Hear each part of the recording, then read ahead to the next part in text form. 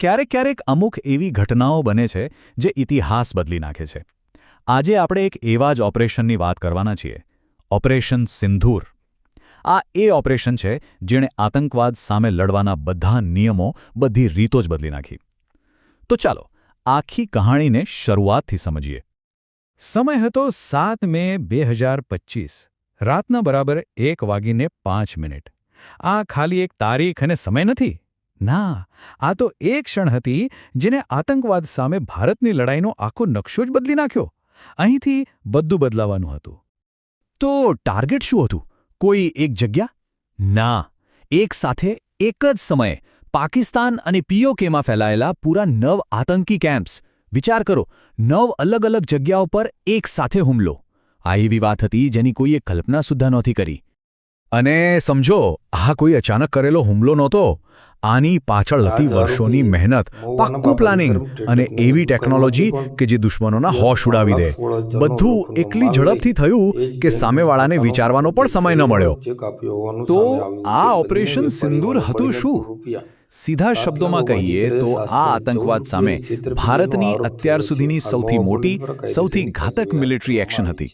અને સૌથી મોટી વાત, પહેલીવાર ભારતીય fighter jets international border cross કરીને લગભગ 100 કિલોમીટર અંદર સીધા દુશ્મનના ઘરમાં ઘૂસીને ત્રાટક્યા હતા.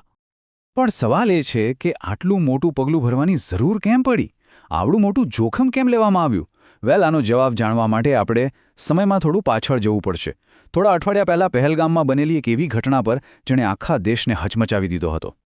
પહેલગામની એ ઘટના પછી બધું બહુ ઝડપથી બદલાયું.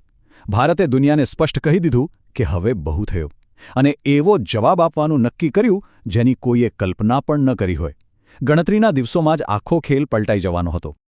પહેલગામમાં જે થયું એ ખરેખર માનવતા માટે શરમજનક હતું.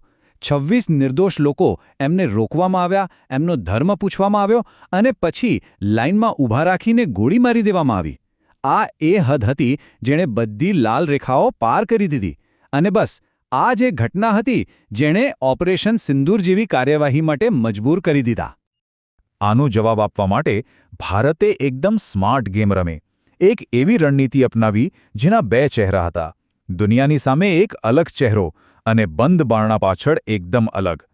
એક તરફ કૂટનીતિનું દબાણ અને બીજી તરફ એક ખતરનાક મિલિટરી ઓપરેશનની ગુપ્ત તૈયારીઓ. તો ચાલો આ બેવડી રણનીતિને જરા સમજીએ. દુનિયાને બતાવવા માટે શું કર્યું? સિંધુ જળ સંધિ પર રોક લગાવવાની વાત કરી, આર્થિક પ્રતિબંધો નાખ્યા, પાકિસ્તાની મીડિયા પર બેન, જેથી દુનિયાભરમાં દબાણ બને. પણ અસલી રમતો પડદા પાછળ રમાઈ રહી હતી, જ્યાં આપણા રાફેલ અને સુખોઈ એક એવા મિશન માટે તૈયાર થઈ રહ્યા હતા જે ઇતિહાસ રચવાનું હતું. હવે આ ઓપરેશનનું પ્લાનિંગ કેવી રીતે થયું એ પણ કોઈ થ્રિલર ફિલ્મથી ઓછું નથી. સૌથી પહેલાં પીએમ મોદી તરફથી સેનાને ગ્રીન સિગ્નલ મળ્યો, એટલે કે સંપૂર્ણ છૂટ. પછી રો અને એનટીઆરઓ જેવી આપણી ઇન્ટેલિજન્સ એજન્સીઓએ 21 આતંકી કેમ્પ્સ શોધી કાઢ્યા. અને છેલ્લે એનએસએ અજીત ડોભાલે એ 21માંથી 9 સૌથી મહત્વના અને ખતરનાક ટાર્ગેટ ફાઇનલ કર્યા. 5 મેના રોજ ઓપરેશન સિંદૂરના ફાઇનલ પ્લાનને મંજૂરી મળી ગઈ. અને આ મિશન માટે ભારતે પોતાના સૌથી એડવાન્સ્ડ હથિયારો કાઢ્યા.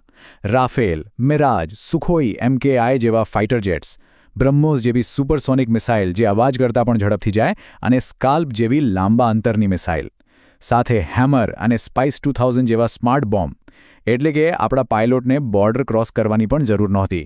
ભારતમાં રહીને જ દુશ્મનના ઘરમાં ચોક્કસ નિશાન લગાવી શકાય એમ હતું. હવે જરા આ ટાર્ગેટ લિસ્ટ પર નજર નાખો. આ ખાલી જગ્યાઓના નામ નથી. આ આતંકની ફેક્ટરીઓ હતી. મુઝફ્ફરાબાદ અને કોટલી, જ્યાં પહેલગામ અને પૂંછના હુમલાખોરોને ટ્રેનિંગ મળી હતી. મુરીદ કે, આ એ જ જગ્યા છે જ્યાં 26/11ના રાક્ષસ કસાબને તૈયાર કરાયો હતો. અને બહાવલપુર, આ તો જૈશ-એ-મોહમ્મદનો ગઢ હતો, મસૂદ અઝહરનું ઘર. એટલે કે દરેક ટાર્ગેટ ભારત પર થયેલા કોઈને કોઈ ઘા સાથે સીધો જોડાયેલો હતો. તો પ્લાન તૈયાર હતો, હથિયારો લોડ થઈ ચૂક્યા હતા. હવે સમય હતો એક્શનનો. તો ચાલો જોઈએ કે એ રાત્રે આકાશમાં શું થયું અને જમીન પર શું. સ્ટ્રાઇકની શરૂઆત થઈ પીઓકેમાં આવેલા કેમ્પ્સથી. પહેલાં એમને નષ્ટ કરવામાં આવ્યા, પણ ઓપરેશન અહીં અટક્યું નહીં. એ પછી આપણા ફાઇટર જેટ્સ પાકિસ્તાનની સરહદમાં ઊંડે સુધી ગયા અને ફાઇનલ ટાર્ગેટ હતું બહાવલપુરમાં આવેલું જૈશ-એ-મોહમ્મદનું હેડક્વાર્ટર, એને પણ ધૂળમાં મેળવી દીધું. અને સૌથી ચોંકાવનારી વાત, આ બધું કેટલી વારમાં થયું? 9 અલગ અલગ ટાર્ગેટ્સ, સેંકડો કિલોમીટરનો વિસ્તાર અને આખું ઓપરેશન પૂરું થયું માત્ર 25 મિનિટમાં. વિચારો, ફક્ત 25 મિનિટ. આ સ્પીડ અને પ્રિસિઝન ખરેખર અવિશ્વસનીય હતી. આમાં એક મજેદાર વાત પણ છે, જે કદાચ એક વક્રોક્તિ જેવી લાગે. આપણા હુમલાના બરાબર 3 કલાક પહેલાં પાકિસ્તાની એરફોર્સે ટ્વીટ કર્યું હતું, શાંતિથી સૂઈ જાઓ કારણ કે PAF જાગી રહી છે. વેલ, તેઓ જાગતા તો હતા, પણ એમને ખબર જ ના પડી કે ઉપર આકાશમાંથી શું આવી રહ્યું છે. આ હુમલાની અસર કેવી થઈ? આતંકી સંગઠનો માટે આ એક ભૂકંપ જેવું હતું. 100થી વધુ આતંકવાદીઓનો સફાયો થઈ ગયો, જેમાં મસૂદ અઝહરના પરિવારના 10 લોકો અને કેટલાય સિનિયર કમાન્ડર પણ હતા. એક જ રાતમાં આતંકવાદની આખી સપ્લાય ચેન તોડી નાખવામાં આવી. અને ખુદ મસૂદ અઝહરનું શું થયું? ખબરો મુજબ તે એટલો ભાંગી પડ્યો હતો, પોતાના પરિવાર અને સંગઠનને થયેલા નુકસાનથી એટલો તૂટી ગયો હતો કે તે કહેતો હતો, આના કરતાં તો સારું હતું કે હું પણ આ હુમલામાં મરી ગયો હોત. એના માટે આ એક પર્સનલ અને પ્રોફેશનલ બંને રીતે મોટો ફટકો હતો. હવે પાકિસ્તાને બદલો લેવાની કોશિશ તો કરી, પણ એમની હાલત ખેસિયાની બિલ્લી ખંભાનોચે જેવી થઈ. એમણે ભારતના 15 શહેરો પર ડ્રોન અને મિસાઇલ છોડવાનો પ્રયત્ન કર્યો. પણ આપણું એર ડિફેન્સ શિલ્ડ એટલું મજબૂત હતું કે લગભગ 50 જેટલા ડ્રોન અને મિસાઇલને હવામાં જ તોડી પાડવામાં આવ્યા. આનાથી સાબિત થઈ ગયું કે ભારત માત્ર હુમલો કરવા જ નહીં, પણ પોતાનું રક્ષણ કરવા માટે પણ પૂરી રીતે તૈયાર હતું. પણ આ ઓપરેશનની અસલી જીત તો યુદ્ધના મેદાનની બહાર થઈ. ભારતે જ્યારે દુનિયા સામે પ્રેસ કોન્ફરન્સ કરી, ત્યારે એમાં એક હિન્દુ અને એક મુસ્લિમ મહિલા ઓફિસરને આગળ રાખ્યા. આ એક સિમ્બોલિક પણ બહુ જ પાવરફુલ મેસેજ હતો. ભારતે દુનિયાને બતાવી દીધું કે આ લડાઈ ધર્મની નથી, આ લડાઈ આતંકવાદ સામે છે અને આખો દેશ એક છે. આ એક માસ્ટર સ્ટ્રોક હતો. તો આ બધા પછી થયું શું? દુનિયાભરમાંથી ભારતના આ પગલાંને સમર્થન મળ્યું. અમેરિકા, UK, રશિયા જેવા મોટા દેશોએ ભારતની વાતને સમજી. અને દેશમાં તો કમાલ થઈ ગઈ.